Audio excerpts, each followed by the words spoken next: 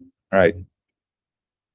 Okay, let's start. So let me share quickly what we are. A quick word about Ikare, and then let's move on.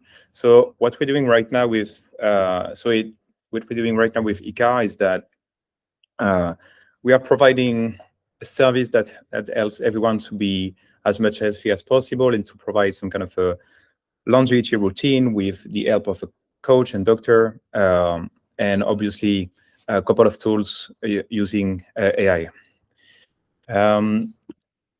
The goal is to make sure that people can live as healthy as possible, also as happy as possible, with the best health as possible, to help them to have a great time with their family, with their kid, and to have a fulfilling life. That's kind of the goal.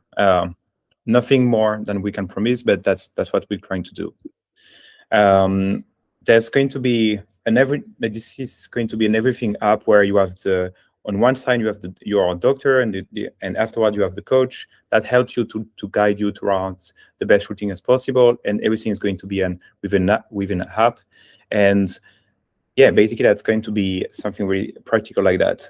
So practically speaking, you have this one step where you have the longevity doctor, and second step is going to be finding around what's going to happen within your body and by doing some kind of testing. And then once you have this overall explanation about what's happening with the doctor and this testing, then you can move on towards the routine with the coach, helping with the routine. So that's kind of what we're trying to do step by step, trying to understand over the 6 months period a plan, a step by step that is enabling you to have the best routine as possible.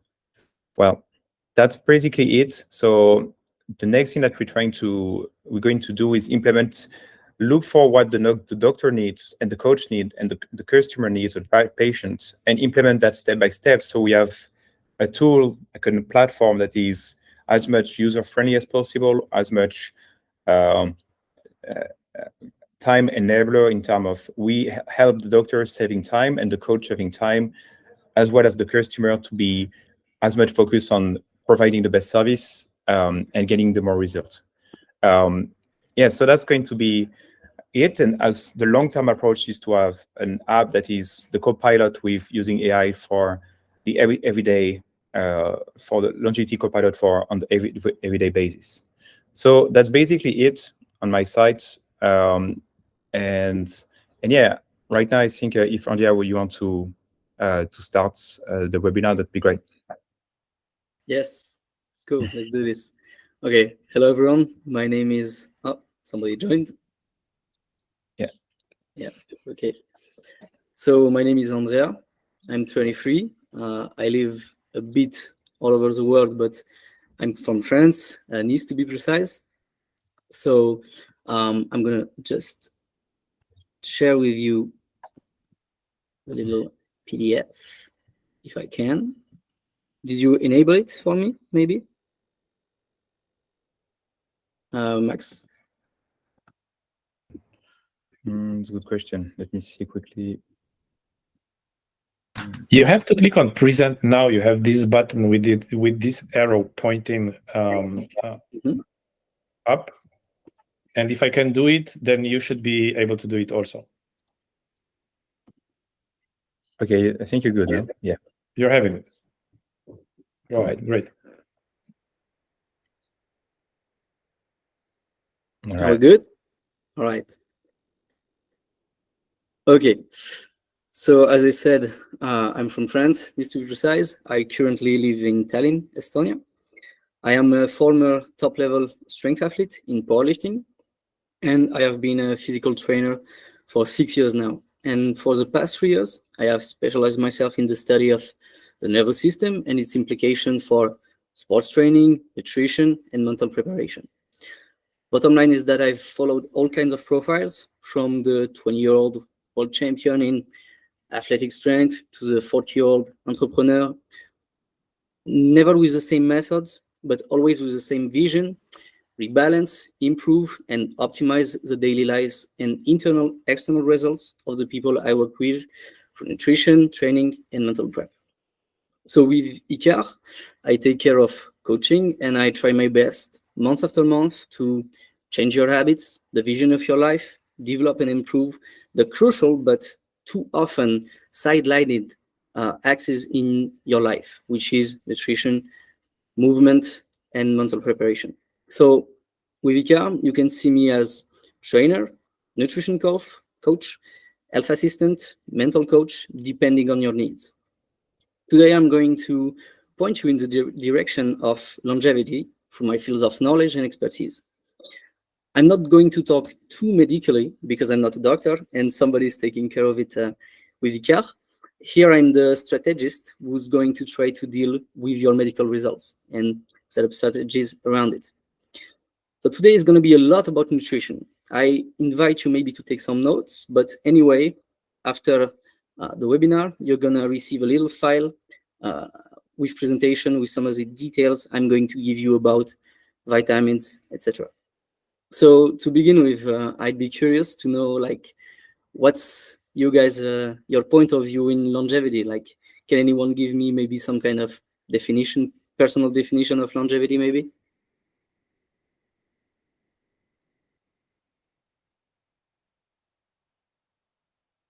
Nobody?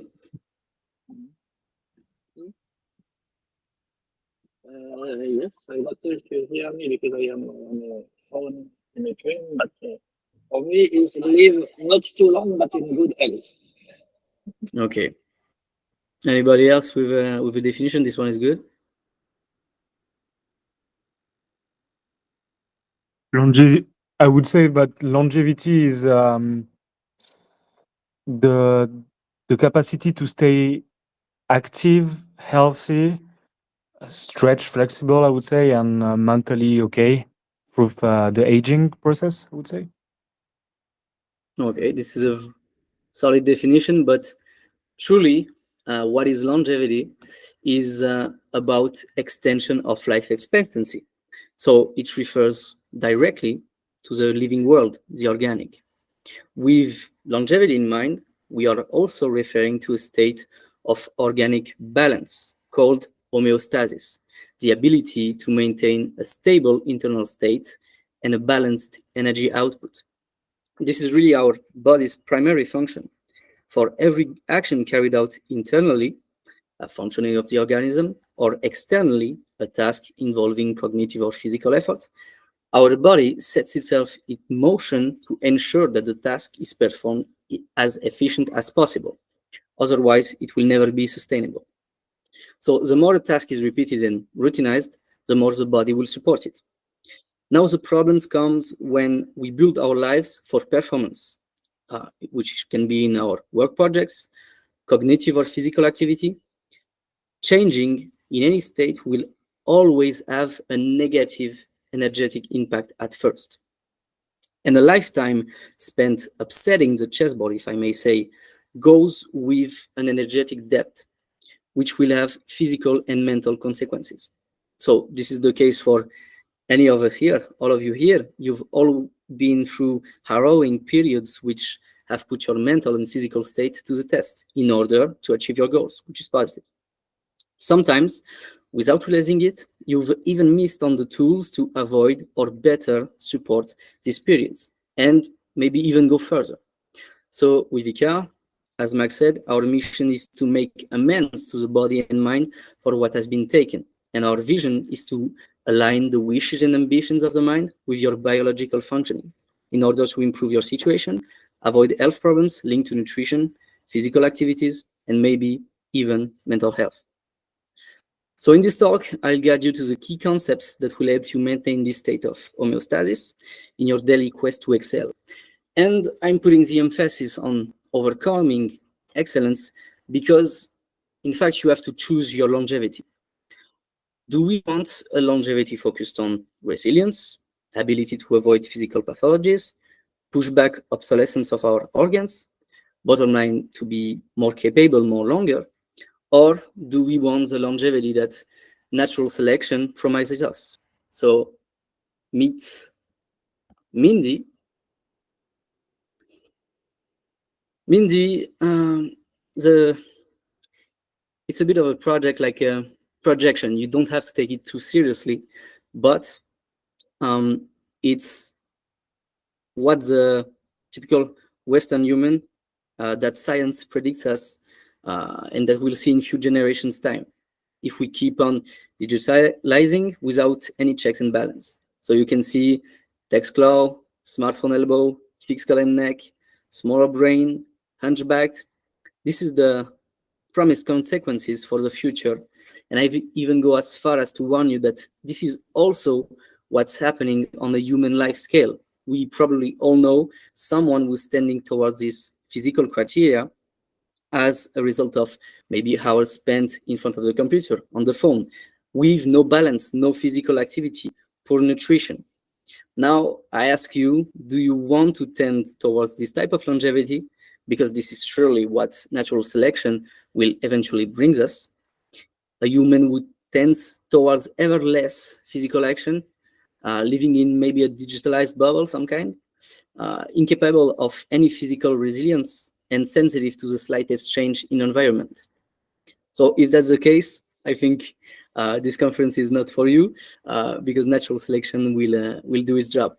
But for those who want to improve themselves and help you multiply your internal capacities to better serve your external actions, we're gonna act on 3 levels, and today we're gonna focus on 2, which is mental preparation as a solution, support, and gas pedal in your quest, wherever you come from and wherever you want to go, and micro and macro nutrition with a key to a functional metabolism capable of maintaining itself and responding when needed.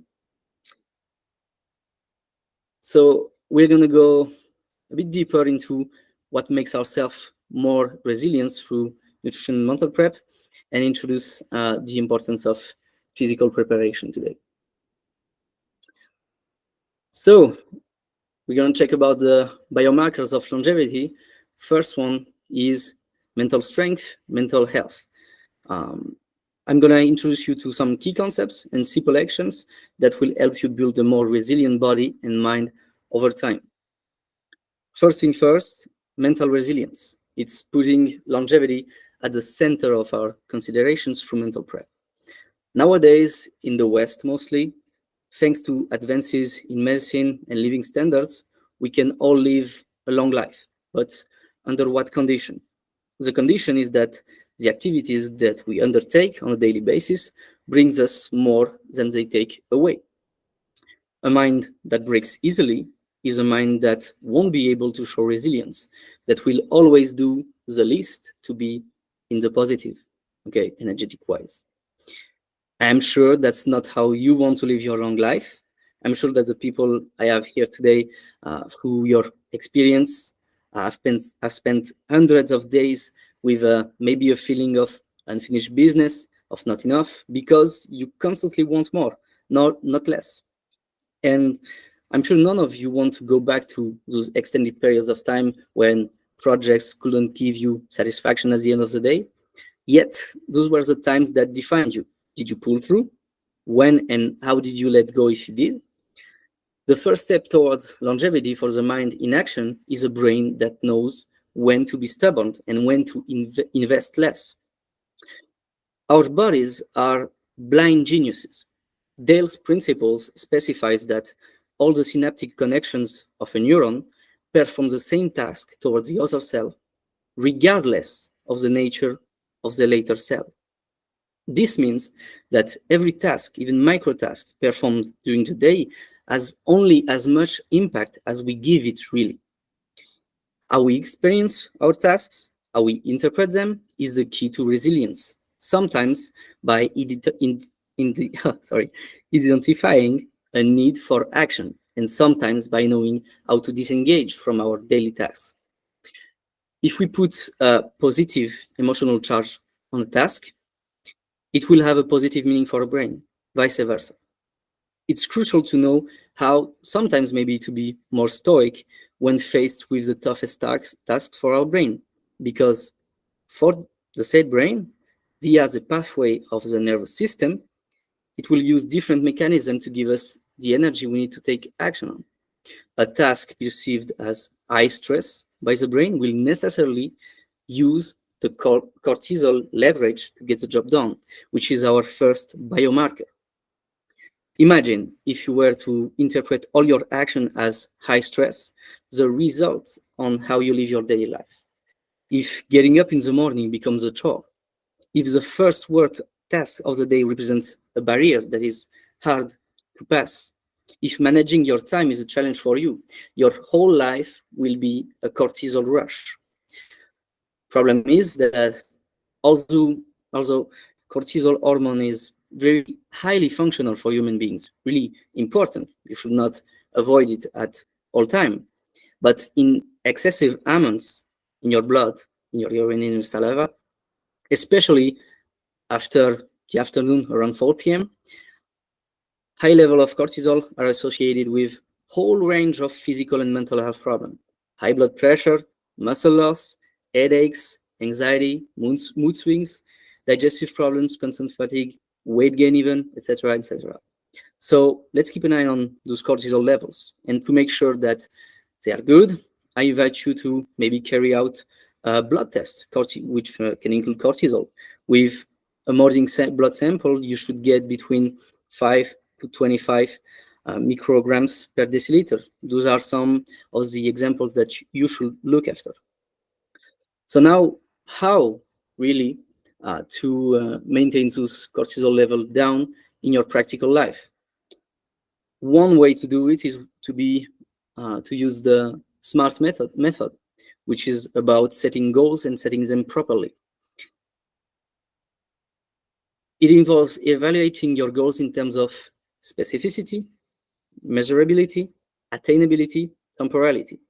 Bottom line is that if you are educated and objective about the nature of your day-to-day tasks and longer frame tasks, it is impossible for your nervous system to use inappropriate leverages to achieve those tasks. It's a matter of aligning demand and supply with your own judgment as the arbiter. The leverage of mental preparation with Ikare goes from a long range. This is a reorganization work in which, of course, we are experts at Ikare with our mental preparators. We can help you identify, educate on the personal challenges that you face that are preventing you from progressing. And we give you the weapons to move forward through meditation, visualization, vision work, and mental projections. So this is where it goes for mental prep. If you want to, make a suggestion, a question, or whatever, you can do it right now if you want.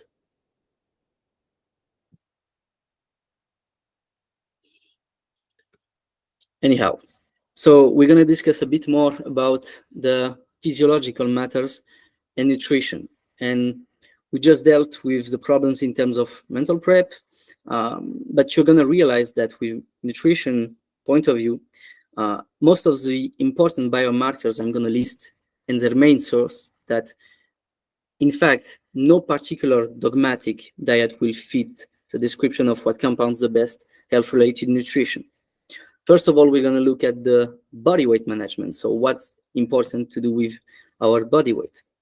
It's the first biomarkers. An efficient metabolism starts with an efficient body mass and the amount of calories that you consume every day. This is what metabolism is really. For a body that strives in homeostasis, our nutrition isn't always the best on this matter, because sometimes you're going to have intense calorie surplus, intense caloric deficit. But if intense caloric surplus and deficits can be needed for some time to maybe resolve a problem, lack of or surplus of body mass, what we should strive for in terms of optimal functions is what we call a caloric maintenance. Maybe sometimes with a margin of minus or plus 10% of your caloric maintenance, depending if you want to gain or lose weight. But the main goal would be to not overstress your metabolism for too long. Because if you overstress your metabolism, which is on surplus or deficit, some other parts are going to be, ignored a bit by your body, which can lead to health problems in the future. Question will be, how do you calculate your metabolism? Well, we have standards, meta-analysis, that should give you an idea of how an individual, your size, age, and with same physical exertion, should consume every day to maintain its body weight. There are great tools on the internet. Most of them turns around the terms of BMR calculator, which is basic metabolic rate calculator. Makes you know what your body needs to function every day and maintain its stage, body weight wise. If you feel like, when you get the results, if you feel like the numbers that appears doesn't fit really what is a maintaining caloric intake, you might have metabolic rate problem, and we are here to fix it. So let's get a little deeper into nutrition. Let's talk proteins, carbohydrates, and fatty acids, because this is mainly the questions that I get is how much proteins, how much carbs, how much fatties should I consume every day? So when you build your nutrition, you should always consider having a ratio between proteins, carbs, and fatty acids. Considering proteins, depending on your physical activity intensity, you can aim between 1.6 up to, I'd say, 2.3 grams of proteins per kilograms a day. This might ring a bell to some of you because we've been educated towards like proteins are going to hurt your organs if not assimilated, but it truly is not the case. Proteins as far as 1.3 to 1.7 grams have been shown to only maintain muscle body mass in the body. Everything up from 1.6 to 2.3 have been shown to increase it even slightly, person that doesn't have physical exercise through the day. So imagine if you have a physical output. Those are the numbers that you can write on. What you want to get with proteins is not only a quota, just numbers at the end of the day, but it's the proportion of essential proteins that you have in your diet. Main point being, if you only consume low amino acids profile proteins, you're not going to get as much benefits as you could get with more complete proteins that you can find in meat, white, plain meat, or red meat, fish, eggs. Those are the meats that the proteins intakes that have the most complete amino acids profile, and it's a reality. The rest of the ratio is going to be arranged between carbs and fatty acids. While it's known that carbs can become unproductive at some levels if they are not used by your metabolism as fuel, it's pretty much the same for fatty acids. So you better know your blood sugar, insulin profile, fatty acids profile, and cholesterol levels via blood tests once again before going too strong on each one of them. What you should also know is that your brain runs on glucose. So aiming for a ketogenic type of diet, too sugar deprived, is going to go with a type of reaction in your body. If you are big on cognitive function in your job or elsewhere, it might not be the best idea. On the other side, lowering your fatty intake will also make you slower physically and brain-wise. Fatty acids plays a crucial role in cognitive function, brain development, and overall brain health. Among the various types of fatty acids, you're going to find omega-3 and omega-6 fatty acids that are very known for their improvement on brain functions. And to be very precise, how this works, omega-3 works with DHA, which is the primary structural component of the brain, and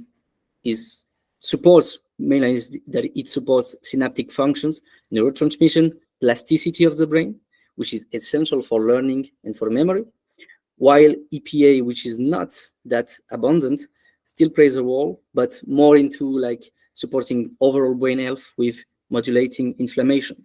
So those are points where you can supplement yourself or aim in your nutrition towards more omega-3 fatty acids, mainly DHA if you want some response on your brain activity day to day, and more on EPA if you want to modulate maybe some kinds of problems with headaches, not being able to recover fully day by day with your cognitive abilities. We also have omega-6 fatty acids, which is quite important, but very abundant in our nutrition, so maybe less worth of supplementing. Omega-6 fatty acids, the body cannot produce it on its own, so it's important to have. But as I said, you will have it in your day-to-day food nutrition. So it's more about signal transduction and, again, inflammation, but it's still important.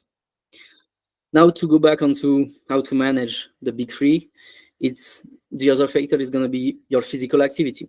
If you are big on activities such as fast twitch muscle activities, repeated sprint, bodybuilding workouts, everything that includes really like fast twitch muscles, which are the biggest type of muscles that you have, you should aim for a bigger proportion maybe of carbs relative to fatty acids. Now, if you are bigger on endurance type of exercise, running for a long period of time, you should have a better balance, and I say balance, between carbs and fatty acids. Because what you eat really is going to be your fuel. So choose your fuel wisely if you want your activities to be sustainable.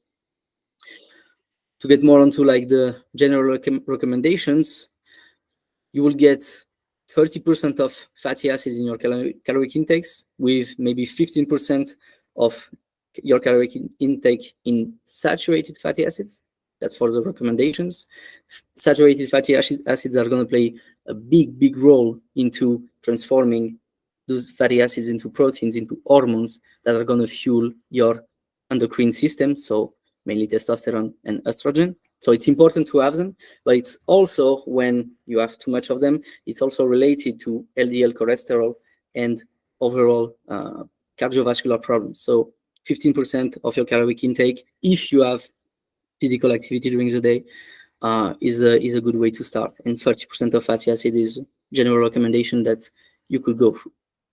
Regarding carbs, well, it's going to be a bit filling a hole, and then you're going to adjust between carbs and fatty acids regarding of how you respond day to day, if your energy levels are good. But 40% of your caloric intake will put you, I'd say, in a sweet spot, with a portions of fibers ranging from 25 to 40 grams a day, depending if male or female. Male will tend to have a bigger need on those matters.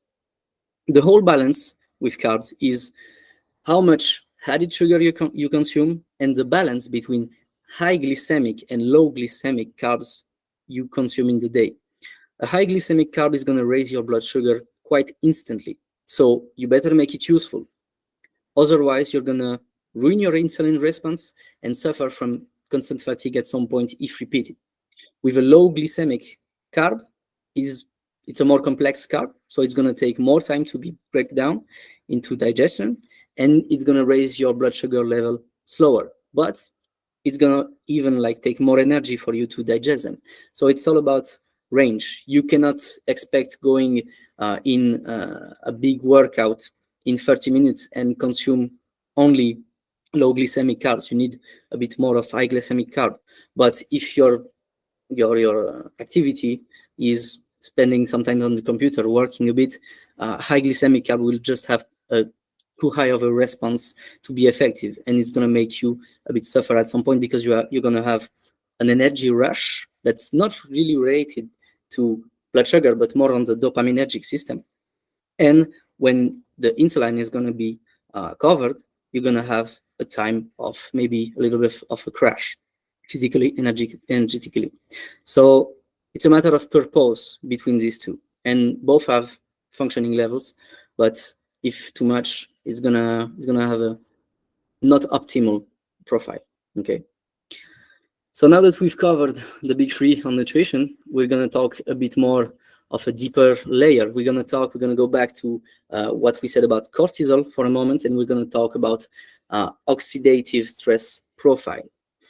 It's for cortisol, the main consequence is the accumulation of oxidative stress. It's like Lavoisier law. Okay, nothing is created, nothing is lost, everything is transformed, and the accumulation of cortisol is going to be transformed in the body as oxidative stress. Oxidative stress is an unbalanced condition between the productions of free radicals, which are unstable oxygen-containing molecules, and the body ability to neutralize them or even eliminate them through antioxidant defense mechanism. So what we can do at the nutritional level is to build our diet, and maybe supplements, whole diet, around the suppression of this accumulated oxidative stress by abundance of antioxidant food. The best antioxidants in the diet are not gonna be like a surprise for you guys. It's mainly vitamins, minerals, and other compounds that we call phytochemicals that are found in fruits, vegetables, nuts, and seeds. So I'm gonna give you some example of what you can do, what you can maximize to get to a better profile on this oxidative system. The first one is gonna be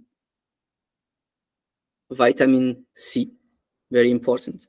So its role is to protect cells against free radical damage, regenerate antioxidants in the body. You can find it in mostly like citrus fruits, so oranges, lemons, grapefruits. You can also find it in strawberries, kiwis, red and green peppers, and broccoli. So this is for vitamin C. For vitamin E, we tend to aim for protections of the membranes of the cell against the oxidative damage. You'll most of the time find it in almonds, hazelnuts, spinach, avocados. Third compound will be selenium, which is very, very trendy, but should have an intake that is like controlled. It should not, if your diet is like 35% of nuts and seeds, it's not gonna go well for your digestive system. So keep an open mind. You need a bit of everything out of this, but don't go straight to what's not gonna make you like assimilate your food. It's very important to think about assimilation. But going back to selenium, we have Brazil nuts that have high dosage of selenium. It's going to help protect the cells against oxidative damage by activating the enzymes of antioxidant system, which is a layer that goes a bit deeper. A layer that goes deeper because it's going to protect also your whole endocrine system. So you're going to find that in Brazil nuts, mostly in seafood, but mostly, if I'm very honest on this, is going to be eggs that are going to be important. Eggs are going to come back often in this conversation, but they have the better vitamin, minerals, and overall protein and fatty acids profile. So they are going to come back often. And it's good because you can make a bigger strike with those kinds of food. You don't have to find what is directly into this food, like in 3, 4, 5 other separate foods. So you're going to have it in red meat, eggs, and mostly whole grains. And the fourth compound is going to be zinc, which you can find again in meat, red meat, some kind of pumpkin seed, again nuts, and it's going to contribute to protein formation and cell protection against, again, this oxidative stress. And the last one are going to be all the phytochemicals compounds that you're going to find in various range of veggies and fruits, but also in tea, cocoa, and coffee. This comes to a surprise, but even coffee has antioxidant mechanism. The range with coffee is going to be like, how much does it? It's again like, what do you use it for? Is it going to be a fuel, or is it going to be something that you just have a spike of energy and you don't use it? If you don't use it, you're going to build stress overall. Your cortisol levels are not going to be functional. So it's important to know that some of the stimulants that we have in the market can be very bad for health, but it's always about how you function with them, because those plants, most of the times, they are adaptogenic plants. So they are involved in the central nervous system, so they will have benefits, but you always should strive for functionality with what you eat. You don't eat just for eating, you eat for a function at some point. Of course, eating is about getting pleasure out of it. It's a very big, palatability is a very big compound of eating, but you gotta come back always with an open mind and function at the end of the day. If the function is only about pleasure, it can be done once a week, once in a while, or even once a day in a few dosage, but it always have to be a function in terms of how your body works. So back on phytochemical compounds, we have green and black tea, we have cocoa, we have coffee, we said it, and most of it are going to be around grapefruits on the fruit side. You're going to have carrots and sweet potatoes that are big on it. Mostly all the beta-carotene, carotenoid type of actions is going to be very efficient with phytochemical compounds, and just not those compounds, but on this matter is going to be very important. I'm just going to make a stop at carotenoids, which is very, very important because they protect your skin, they protect your eyes, and they lower the risk of cancer, of cardiovascular diseases, and they have big impact. Supplementing yourself with beta-carotene, with implementing lots of carotenoids, are going to be a key factor against the aging of the eyes, the aging of the skin, regarding people that works a lot with computers. So this is a very, very important compound. Okay, and we have also other antioxidants that you can implement in your daily supplementation or even nutrition, which is called as CoQ10, so coenzyme Q10.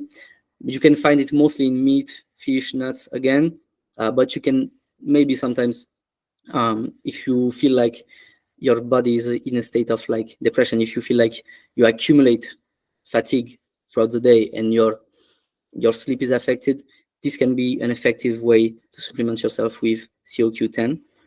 It can be a tool, but it cannot be like you cannot have a bad nutrition regarding antioxidants and just go with CoQ10 and just say, okay, it's done. No, it's not how it works.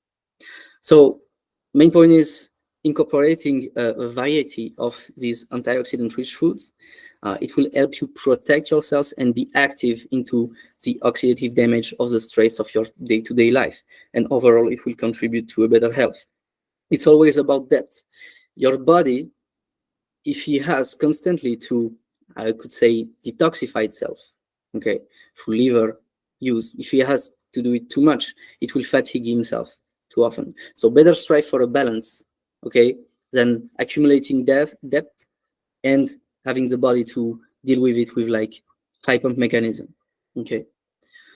So we're done on the oxidative stress. We're gonna go more into like micronutrition and how to read vitamins and minerals. So we saw that just through the lens of antioxidants, we also addressed the issue of micronutritional profile, which concerns vitamin and minerals. So once again, to define appropriate needs, it's important to carry out a blood test, a complete blood test with vitamins and minerals. But I'm gonna make a bit of a focus on what are the most important vitamins that you can include in your diet, including your supplementation. The most important vitamins are going to be a compound that is known as the fat-soluble vitamins. They play a crucial role in maintaining body's health and proper functioning. And unlike water-soluble vitamins, fat-soluble vitamins, which are displayed here, A, D, E, K, are stored in adipose tissue and the liver and can be used by the body when needed. Okay, I'm going to give you a bit of an overview of how it's important. We're going to get back to vitamin A, which is retinol and beta-carotene. So getting back on this. Functions: vision, immune system, cell growth, skin health. Okay, so vitamin A is going to play a huge part on the formation of the retinal pigment. Okay, it's very, very necessary for low light vision, which is highly important for people, again, that works with computers. The immune systems, it plays a big role in maintaining the integrity of the membranes, okay? And it reinforces the immune response. Again, you're taking a step a bit forwards when you are supplementing or including foods that are big in vitamin A. You are making a move forward into the immune response. You're not just acting as a reaction, but you're being a bit more proactive towards this. And in terms of skin health, it's just strengthens the skin health and repairs. And as for cell growth, it's better with it's involving cell differentiations and cell development overall. So the main food source with this, I've covered it, but you have liver in terms of meat. In terms of more greens and fruits, you have carrots, sweet potatoes, spinach, broccoli, and mango. The highest forms you can have will always be between carrots and sweet potatoes. So this is a continuous discussion. It's going to come regularly those types of foods, but carrots, sweet potatoes, liver, spinach, broccoli, mango. Now getting back to vitamin D, which is calciferol. What are these functions? It's mainly about making all of the other vitamins work together. And not only vitamins, but endocrine system and also minerals. So it's big on calcium absorption, okay, through the intestine. It's essential for absorption of calcium, which is very important in the formations of bone density, even teeth. Immune function, it plays a big role in modulating the immune response because it plays with other compounds of other vitamins. And for muscular health, it has been shown also to have a big impact on testosterone levels, so contributes to some kind of normal muscle function also. So again, food sources. It's not only about food sources for vitamin D, as you know, it's mainly also about sun exposure. So it's very important to at least see daylight or have at least a bit of UV in your life. So it's going to be about sun exposure, but for food source, you're going to have what we call fatty fish, oily fish, which is salmon, mackerel mostly. Again, liver is a big source of it, but it's not. I don't want to go into the conversation of you should eat 200 grams of liver a day because it's a bit too dense in some minerals, but it is important quantities in liver, egg yolk, and many like dairy products like unchanged dairy products, raw milk, for example. So that's for vitamin D. As for vitamin E, we have a big antioxidant function, okay, to protect cell membranes against free radicals. We have immune system functions, and again, skin health. The thing is that the little magic with all those four is that you're gonna need vitamin D, and you're gonna have it mostly through sun exposure. But vitamin E is gonna protect highly your skin of UV damage. So it works together, it's a compound. You can find it in olive oil, nuts, seeds, spinach, and avocado. Last one would be vitamin K, which is highly correlated to blood circulation, blood pressure. So it's essential for the synthesis of proteins that involve this coagulation of blood. It's going to play a huge important role into bone health through calcium fixation also. And the most food sources that you're going to get them are going to be greens mostly, so spinach, kale, broccoli. You can have it in fermented products also, such as natto, but mostly on those greens. So the important part with the fat soluble vitamins is mainly its storage. Okay, so since they are fat solubles, these vitamins can be stored in the tissue, adipose tissue, and the liver, and it provides you a reserve. And that's why striving for ever less fatty acids in your daily nutrition is going to be a problem. It's that you will only have like the, how can I say it simply, but like the minimum storage, which is in liver and adipose tissue. If you are very low on body fat mass, it's not going to store properly. If you don't have enough fatty acids in your body, it's not going to store properly. You're not going to raise your levels in those fat soluble vitamins, which are essential. So that's why we say that aiming for a ever lower body fat is not something that you should strive for in like day-to-day life and yearly round. Okay, you need some kind of it. Second point is absorption and transport. Okay, so they are absorbed in the digestive systems, which is important to like put an emphasis on having a diet that contains those healthy fats, because the absorption through all the vitamins through the digestive system is regulated by the fat. Okay. Now, what can we risk with deficiency or maybe even excess? It's mainly essential for physiological functions.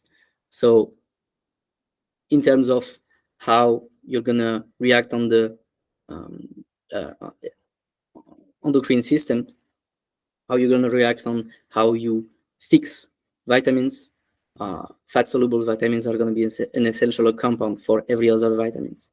Okay. So there it goes for the big compound of micronutrition regarding vitamins. Now we're gonna go more with hormones. Okay, so we're gonna talk about more the two hormones that rules them all, which are not like all of them, but still it's the main ones. So we've said all those things about vitamin profile, but they can only function when the hormonal system is in some kind of balance. An efficient vitamin profile will produce a high performance hormonal system. That is true. But a hormonal system which is defective at the base cannot produce a high performance vitamin profile. And the leverage on this are multiple. Okay, nutrition is very, very important, but there are many, many different leverage on it. I'll get more into that later. So it's extremely important to verify both through genetic and epigenetic testing that male or female hormones are within normal ranges. So what's the point of focus here is if you focus too much on feeling, let's say, vitamin B12, when the endocrine system itself is shown to be defective through blood tests. From this point of view, it's not going to work. Okay, when it comes to testosterone in men or estrogen in women, fat-soluble vitamins are one of the strongest leverage for improvement.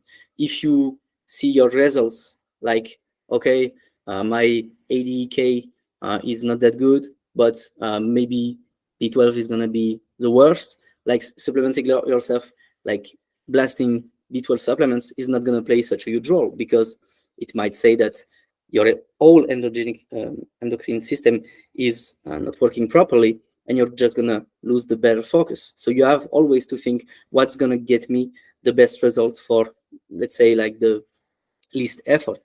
If you put efforts in every compound, disregarding like what are the strongest leverage, you're gonna fail at your task and you're gonna lose shitloads of money, because honestly, if you try to supplement every vitamins individually, you're just not gonna make it. Okay.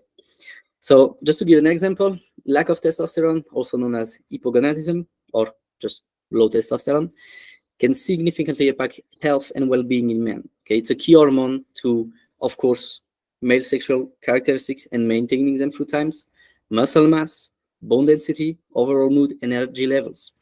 So this is a big question with mainly men that are gonna go through their late 30s, 40s, 50s, and it's the same for women with estrogen.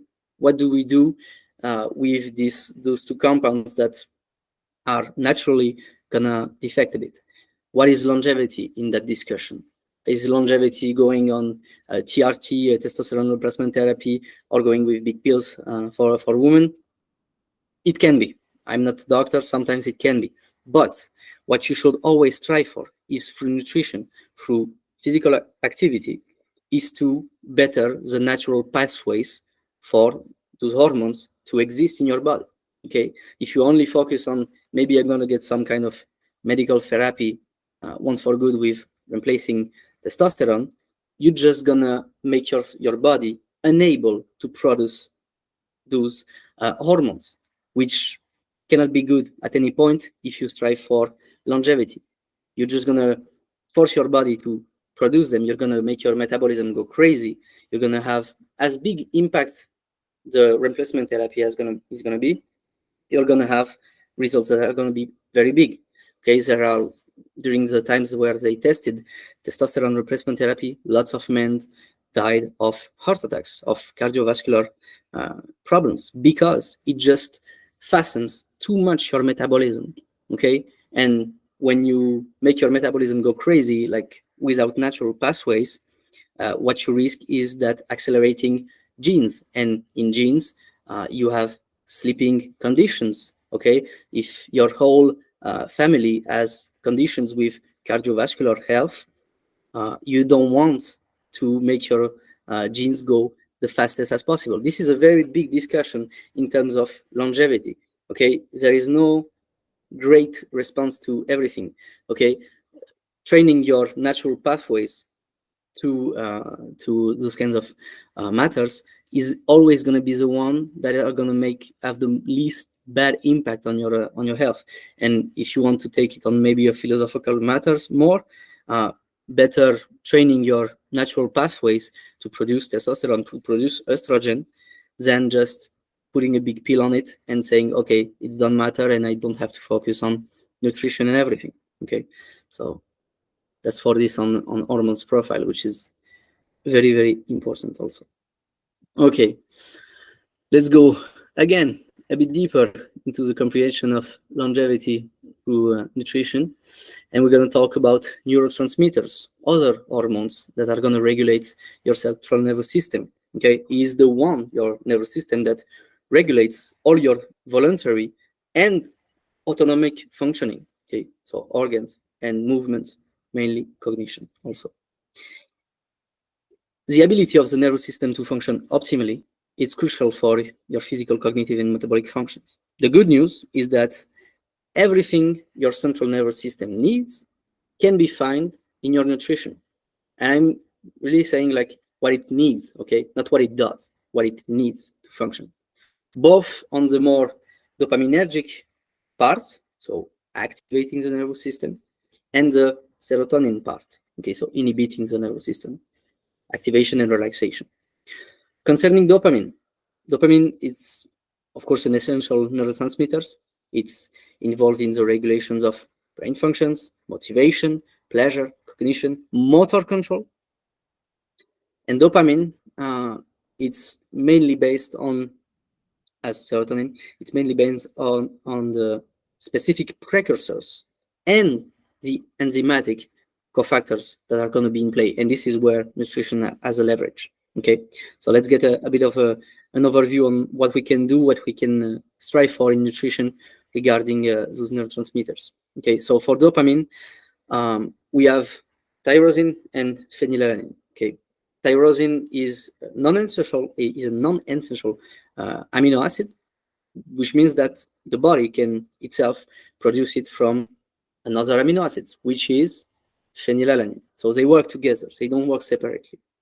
Phenylalanine, this time it's an essential amino acid, and it's converted into tyrosine by the enzyme phenylalanine hydroxylase. Okay, so a diet that is rich in phenylalanine, a diet that is rich also in tyrosine, is going to indirectly, and even I'd say directly, boost dopamine levels. Okay, so food sources are going to be a disappointment for you guys because there is no magic plant, adaptogenic plant that's going to fix that once for all, even though there are leverages on those points. But there is going to be meat, red meat, fish, eggs, and milk. Okay, the discussion is not about like what I want to eat, but it's where are the compounds that you need, okay, in your body.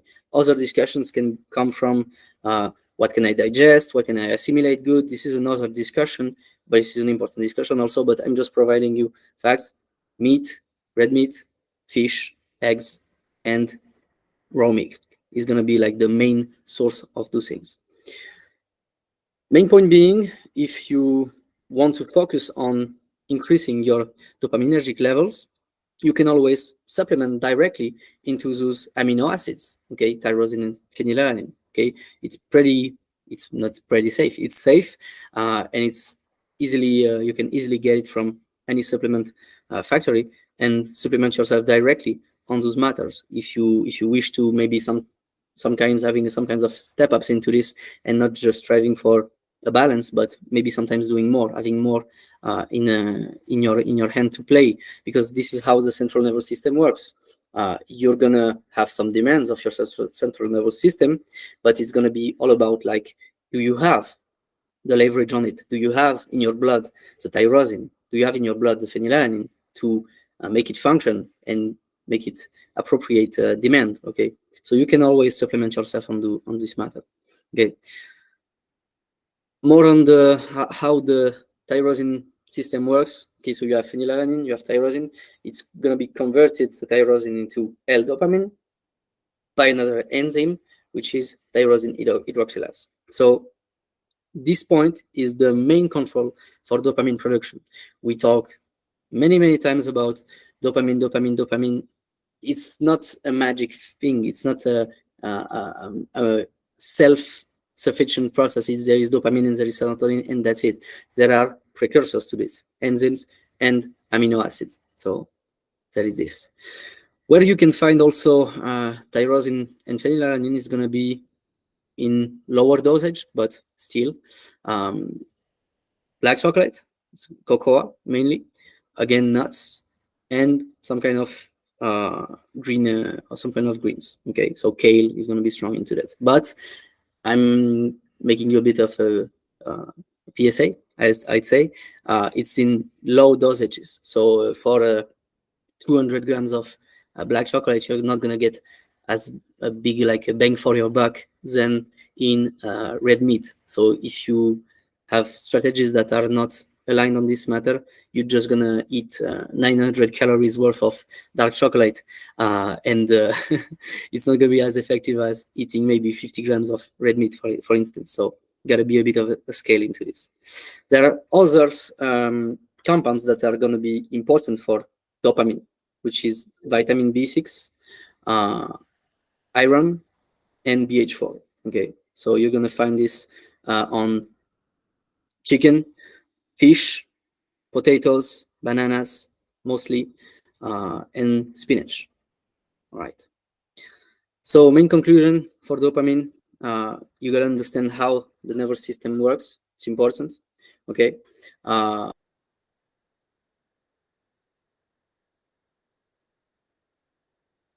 But you gotta always act on different matters. Okay, so I'm acting on phenylalanine, I'm acting on tyrosine, I'm acting on other matters.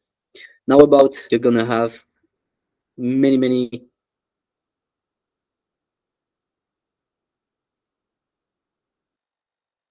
benefits from serotonin, which is regulating mood, sleep, appetite, and hormone levels, mostly in women. Okay, so relaxation state is very important for women to have a good hormonal levels, and that is why male athletes tends to have a really high functioning hormonal levels. Is the stress that is put by the sports is gonna raise cortisol into men's, which is gonna raise factors that are gonna build some more testosterone. With women, cortisol is gonna be a big factor in regulating, like not accessing relaxation, and it's going to be a big dropout for hormone levels in women. So very important to know, relaxation and the serotonin part is very important for women in terms of nutrition and even compounds more than nutrition. Okay, so for serotonin, the main amino acids that are going to regulate everything is going to be tryptophan. Okay, so this one is an essential amino acids which must be obtained from the diet, and food sources, once again, meat, red meat, fish, eggs, dairy products in itself, but mostly raw milk, nuts, seeds, bananas, chocolate. It's gonna be like the same compounds. That's good. That's good in itself. Like there is no magic trick. It's always gonna be the same. They have big profiles on vitamins. They have big profiles on minerals. They have better profiles on amino acids. Therefore, they are good compound food. So you're gonna find it there. For other factors, it's going to be the same. As for tyrosine, as for dopamine, the other compounds are going to be vitamin B6, iron, and BH4. Because at the end of the day, when your central nervous system wants something which is dopamine and serotonin, it's never going to be fully dopamine, fully serotonin. It's a spectrum. Okay, so in itself, you can see dopamine and serotonin are pretty much close to being the same. Okay. So there is this on the central nervous system, and we're going to get to the last part, which is the basal metabolism. So with all the above that we treated taken into account, you can expect improved metabolic functioning. Okay, we talked about basal metabolism. It's the number of calories your body needs to function on a daily basis. Faulty metabolism is one that works in slow motion. It's common to meet people who have difficulty losing weight and for whom the slightest excess in quantity will have disastrous results on their weight. Okay, and on this one, it's not a case of maybe consuming too much, but years of a malfunctioning metabolic system. By rebalancing the nervous system, the hormone balance and the vitamin profile that we talked about, you are guaranteed to move from a slower metabolism to a little faster metabolism, okay? Which will work faster in, instead of gaining weight from maybe 1,800 calories consumed a day, you will maybe now gain weight from 2,000, 2,200, 2,300 calories consumed in a day. Why is this? It's because your metabolism is more powerful. And according to Kleber's law, which states that for all vertebrates, metabolism is proportional to body mass at power 3/4. Okay. So if your metabolism isn't up to the standards that is put by this rule, you run the risk of suboptimal functioning of the body. You should not strive for a very, very slow metabolism. Okay. This is something that some athletes can chase from time to time, but for longevity, for sustainability, it's not good. Okay. Sooner or later, it's going to endanger your health, which is like with, big loss, big destruction, big signs, or just in, I'd say, like a silent death. Okay. It's not going to be like, oh, you're going to have cancer or you're going to have this type of issue, which can be at risk. Okay. But it's mostly going to just shorten a bit your path, your path. Okay.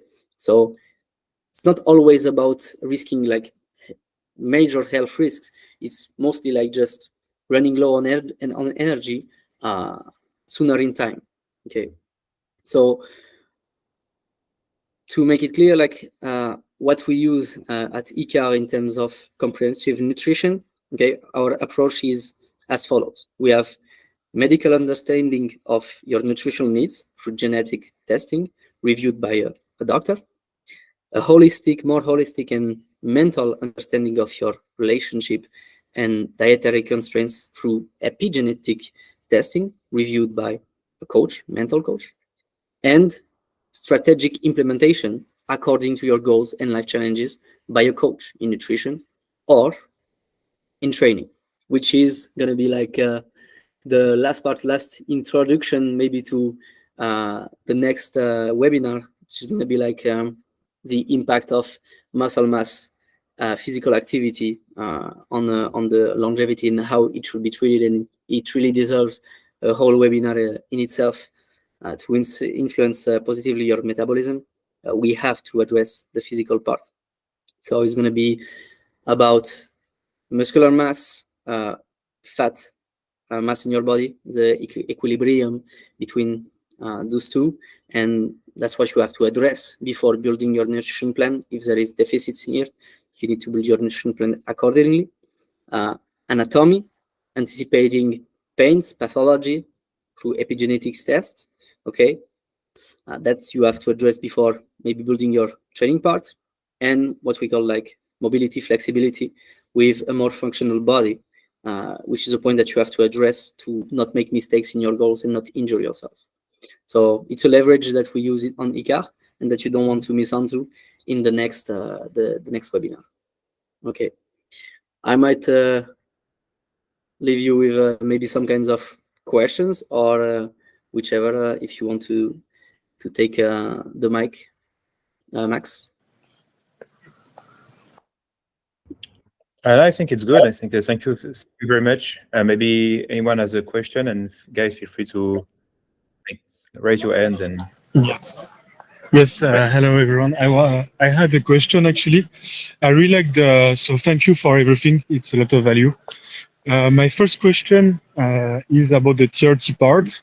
I found this very interesting because, well, I'm young, but I thought that in 30 years I would start using TRT. But so I understood it's not good. Anyway, my question is there any way via nutrition or physical activities, supplement or anything, to prevent this loss of testosterone through time, or at least limited it?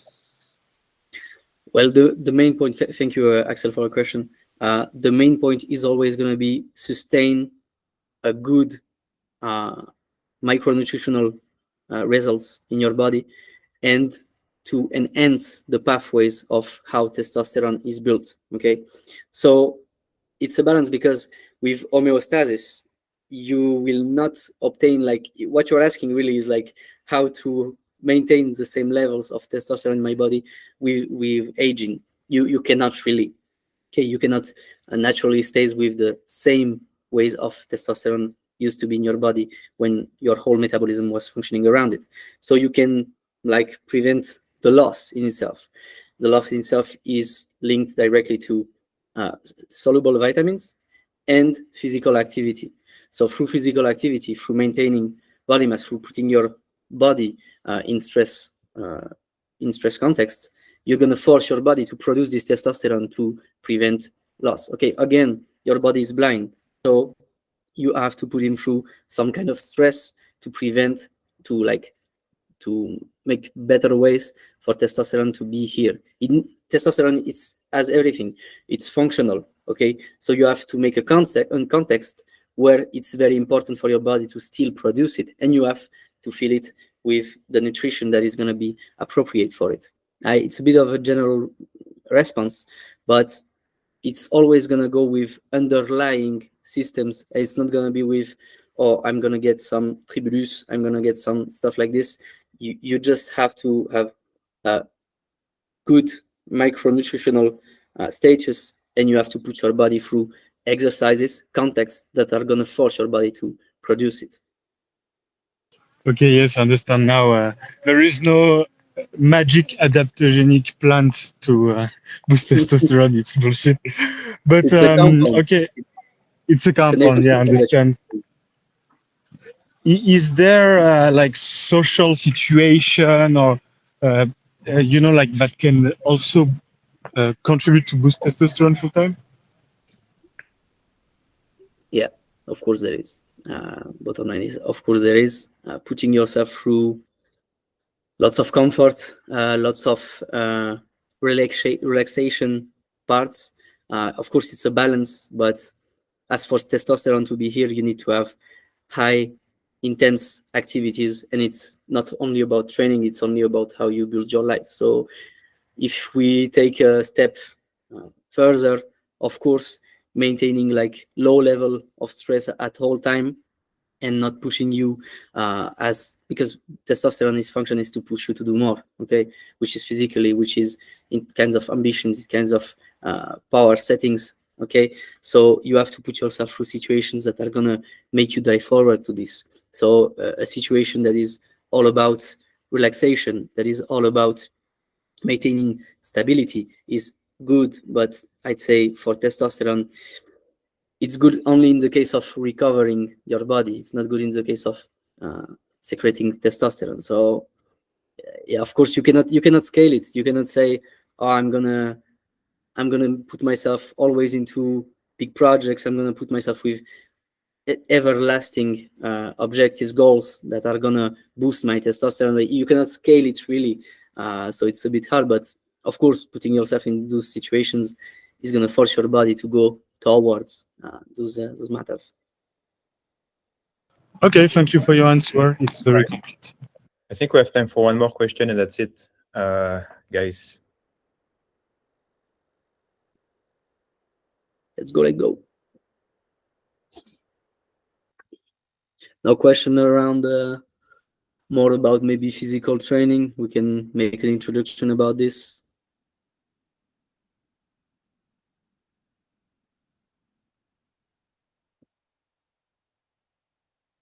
This is our question of Right. Trésorier CEQ. No, I think it's good. I think it was a question before. Not sure, but right. I think we're good. And if nobody has a question, then we can wrap it up. Then thank you so much for attending the first webinar. We're going to it's going to be there's going to have a replay, so no worries about it. If you want to rewatch, it was a bit complicated in the first place, no worries. Thank you, Andrea, for everything. Thanks, everybody.